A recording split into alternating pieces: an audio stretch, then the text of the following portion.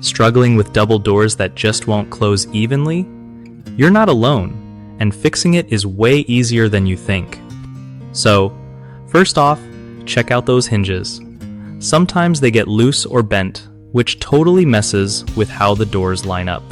Grab a screwdriver and tighten all the screws, but if any are stripped or missing, swap them out for new ones. Next up, peep the locks and latches. If they don't catch right, the doors won't close flush.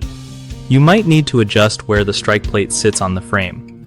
Just loosen the screws, wiggle it into the right spot, and retighten.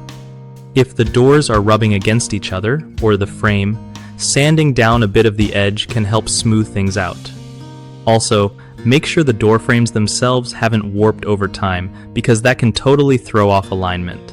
Weather changes can cause wood to swell or shrink, so sometimes a seasonal checkup is clutch.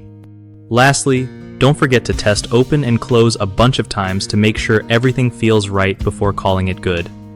One of the biggest issues with double doors not closing evenly is loose or misaligned hinges. This makes the doors sag and won't let them shut properly.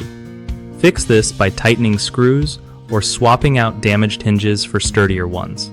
Another common problem is an incorrectly positioned strike plate that causes the latch to miss its mark.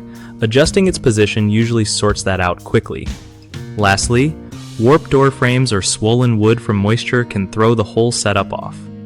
If sanding or adjusting doesn't work, you might need to replace parts of the frame or use weatherproofing methods to keep things stable. BigHomeProjects.com is all about hooking homeowners up with trusted local contractors who know their stuff, making home fixes way less stressful. Plus, it's a solid platform for contractors to find steady work and connect with people who really need their skills.